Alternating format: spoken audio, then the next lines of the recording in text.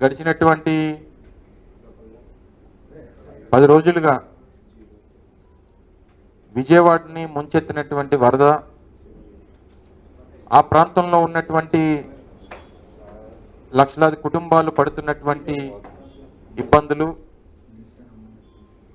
అనేక మంది ప్రాణాలు కోల్పోయినటువంటి కుటుంబాలకు సంబంధించినటువంటి ఆర్తనాదాలు, ఇవన్నీ గడిచినటువంటి 10 రోజులుగా మనం రాష్ట్రంలో చూస్తూ ఉన్నాం. మొన్న వచ్చినటువంటి వరద తర్వాత అనేక ప్రాంతాల్లో పడుతున్నటువంటి వర్షాలు,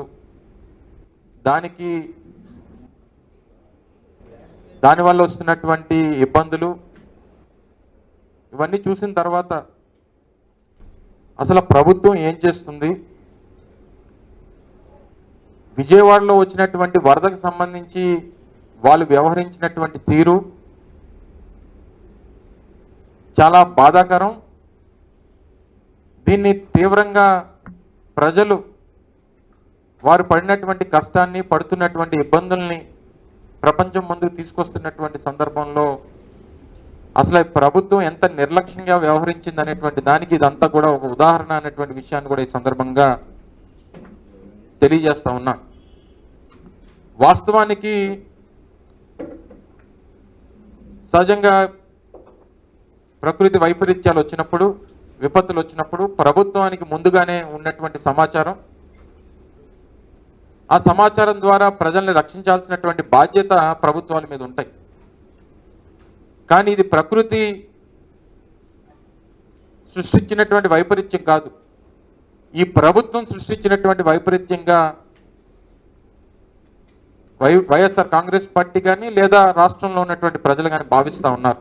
అందుకనే మొన్న గౌరవ మా పార్టీ అధ్యక్షులు వారు జగన్మోహన్ రెడ్డి గారు చెప్పడం జరిగింది,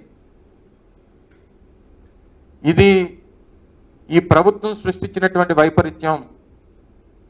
ప్రభుత్వానికి ముందే తెలిసి స్పందించాల్సినటువంటి తీరులో స్పందించకుండా ప్రజల్ని గాలికి వదిలేసి ఈరోజు 45 మంది ప్రాణాలను బలిగొలినటువంటి ఈ కార్యక్రమాన్ని తీవ్రంగా ఈ ప్రభుత్వాన్ని ఖండించాల్సినటువంటి బాధ్యత ప్రతి ఒక్కరి మీద కూడా ఉంది. వారు చెప్పినటువంటి కొన్ని విషయాలు, ఎందుకంటే గడిచినటువంటి 10 రోజులుగా రాష్ట్ర ముఖ్యమంత్రి గారు రాత్రనక, పగలనక, మధ్యాహ్నం అనక సంబంధం లేకుండా అనేక పత్రికా సమావేశాలు పెడతా ఉన్నారు.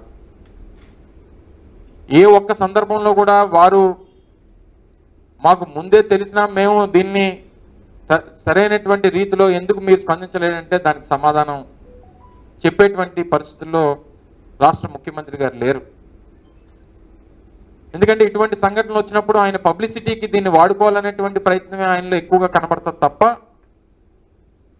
ప్రజలకు ఏదన్నా కష్టం వస్తే ఆ కష్టం నుంచి వారిని ఎలాగా గట్టెక్కించాలనేటువంటి కనీస ఆలోచన చేసేటువంటి స్థితిలో ఈరోజు రాష్ట్ర ముఖ్యమంత్రి గారు లేరు. రోజులు గడుస్తూ ఉన్నటువంటి సందర్భంలో రోజుకు ఒక కొత్త విషయం బయటపడతా ఉంది. జరిగినటువంటి ఈ వైపరీత్యం, దీనికి గల కారణాలు, దీంట్లో ప్రభుత్వం ఏ రకంగా స్పందించింది, ఎంత నిర్లక్ష్యంగా వ్యవహరించింది, ప్రజల మీద ప్రజల తాలూకా బాగోగుల గురించి కనీసం ఆలోచన చేయకుండా ఎలాగా చేసింది అనేటువంటిది రోజుకు కొత్త విషయాలు బయటపడతా ఉన్నాయి. సహజంగా మేజర్ లాస్ ఈ ఇన్సిడెంట్లో బుడమేరుకు సంబంధించినటువంటి ఛానళ్ళు వచ్చి కృష్ణానదిలో కలిసేటువంటి సందర్భంలో దాని కెపాసిటీ 15,000 క్యూసెక్లు, 15,000 నుంచి 20,000 క్యూసెక్లు. దీని నుంచి వరద వస్తుంది, ఇన్ఫ్లో పైనుంచి వస్తూ ఉంది. దీనివల్ల ముంపు గురయ్యేటువంటి ప్రాంతాలన్నీ కూడా ఇబ్బంది పడేటువంటి పరిస్థితి ఉంటుందని చెప్పి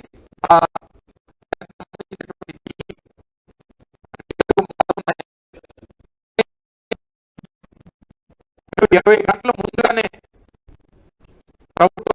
ప్రభుత్వంలో ఉన్నటువంటి సంబంధించినటువంటి డిపార్ట్మెంట్స్ కి, స్థానికంగా మా రెవెన్యూ సిబ్బందికి అందరికీ కూడా మేము తెలియపరిచాం. అనేటువంటి మాట డిఈ గారు చెప్తా ఉన్నారు. 20 గంటల ముందు చెప్పినప్పటికీ మేము స్పందించలేదు అనేటువంటిది మరికొంతమంది అధికారులు చెప్తా ఉన్నారు. ఇంత నిర్లక్ష్యంగా ఒక ప్రభుత్వం వ్యవహరించడం బహుశా నాకు తెలిసి స్వతంత్రం వచ్చిన తర్వాత చరిత్రలో ఎప్పుడు లేదు.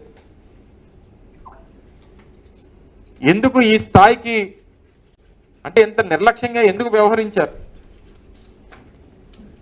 ఎందుకు అంటే విజయవాడ ప్రాంతం కానీ లేదా అమరావతి ప్రాంతం కానీ చంద్రబాబు నాయుడు గారు అక్కడ ఉంటున్నారు కాబట్టి ఆ ప్రాంతం మొలగదని చెప్పాను అనుకున్నారా?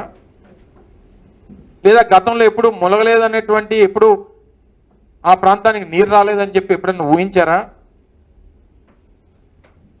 ఇంత నిర్లక్ష్యంగా ఎలా వ్యవహరించారు అనేటువంటి దానికి ప్రజలకి డెఫినెట్గా సమాధానం చెప్పాల్సినటువంటి బాధ్యత ఈ ప్రభుత్వం మీద ఉంది. ముఖ్యంగా మీకు ఒక అంటే ఈ ప్రభుత్వంలో ఉన్నటువంటి ప్రముఖ అధికారులు,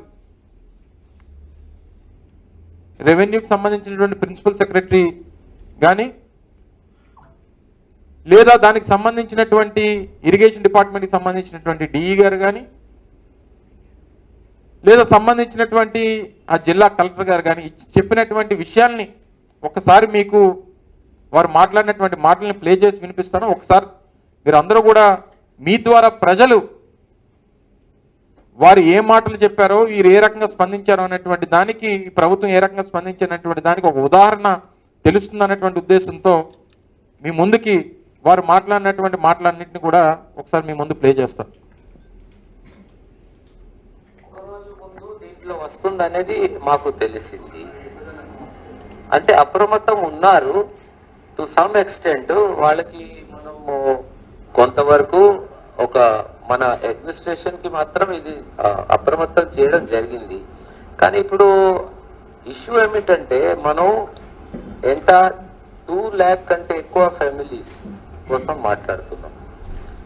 now at any rate evacuation చేయాలన్నా సపోజ్ మనకి ఇది తెలుస్తుంది అయితే ఇప్పుడు మోర్ దెన్ 24 hours బిఫోర్ మనం చెప్పలేం. ఇలాంటి సిచ్యువేషన్లో ఇంత పెద్ద మొత్తంలో ప్రజల్ని తరలించడం ఎంతవరకు పాసిబుల్ అనేది కూడా మనం చూసుకోవాలి. వాటర్ వదిలిన తర్వాత ఇది సిటీలోకి వెళ్తుందన్న తర్వాత మెకానిజాన్ని అలర్ట్ చేశారా సార్? గవర్నమెంట్ చెప్పారా ఈ వాటర్ వస్తుందని చెప్పారు. ఇప్పుడు ఏ టైంలో అలర్ట్ చేశారు సార్?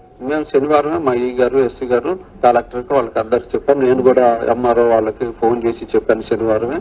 ఇలా ఏ టైంలో చెప్పంటారు సార్? మేము శనివారం మా వాళ్ళు ముందే చెప్పారంట. మేము శనివారమే మధ్యాహ్నం మాకు ఇక్కడ పొద్దున శనివారం పొద్దున్న వరకు అసలు ఏం లేవు. మధ్యాహ్నానికి వాళ్ళకి ఇన్ఫర్మేషన్ చేశాం మేము సాయంత్రం ఆపరేట్ చేస్తాం అండ్ అలర్ట్ చేయండి అని. శనివారం మధ్యాహ్నానికి మీరు ఒక అలర్ట్ అనేటువంటిది ఇక్కడ నుంచి మేము ఆపరేట్ చేస్తాం చెప్తాం. నేను కూడా డైరెక్ట్ గా ఎంఆర్ఓకి అందరు ఫోన్ చేసి చెప్పాను. శనివారం మధ్యాహ్నం తర్వాత మీకు అర్థమైపోయింది ఫ్లడ్ వస్తుంది అనేటువంటిది వస్తుంది, ఓపెన్ చేయాల్సి వస్తుందని ముందే చెప్పాం. అంత పైన క్యాచ్మెంట్ ఏరియా నుంచి అంత వచ్చేస్తుందని కానీ దానికి అది గండి పడిపోతుందని కానీ because they're using the regulator Krishna నదిలోకి నీళ్ళు వదలటానికి 15,000 క్యూసెక్స్ కెపాసిటీతో బుడమేరు ఛానల్ కృష్ణా నదిలోకి వెళ్తుంటది.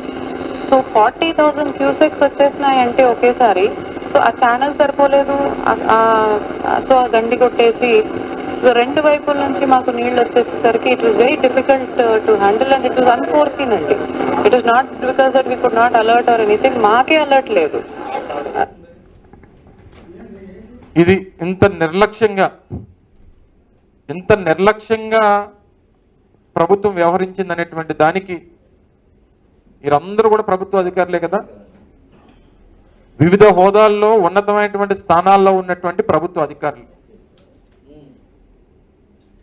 రెవెన్యూ డిపార్ట్మెంట్కి సంబంధించినటువంటి ప్రిన్సిపల్ సెక్రటరీ వారు చెప్పేటువంటి మాట ఏంటంటే మాకు ముందుగానే తెలుసు, కానీ 2 లక్షల కుటుంబాలని మేము తరలించడం ఇది సాధ్యమా కాదా అనేటువంటి దాంట్లో అసలు ఇది పాసిబుల్లా కాదా అనేటువంటి ఉద్దేశంతో వదిలేసామని చెప్పి చెప్తున్నటువంటి మాట.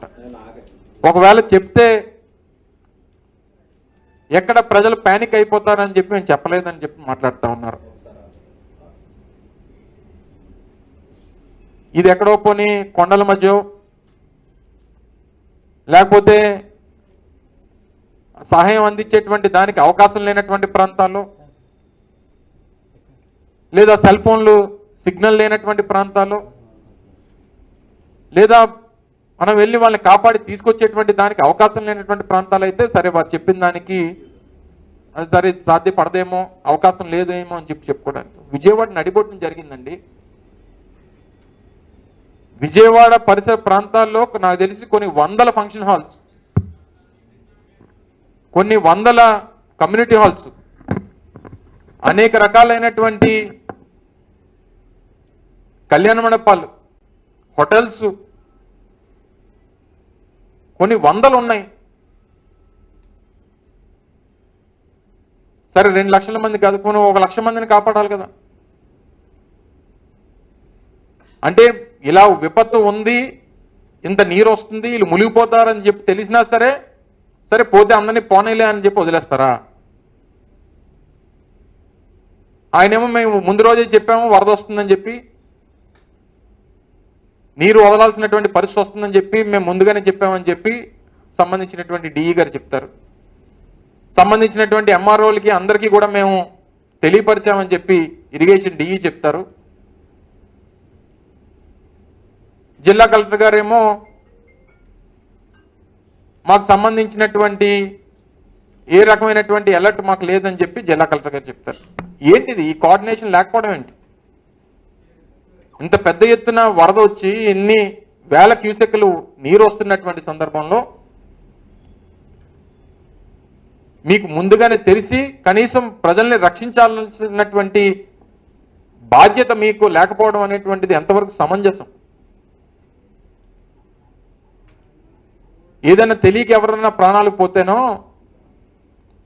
తెలియక ఎవరన్నా ప్రాణం వదిలేస్తేనో అది ప్రమాదంగానే చూస్తాం మనం.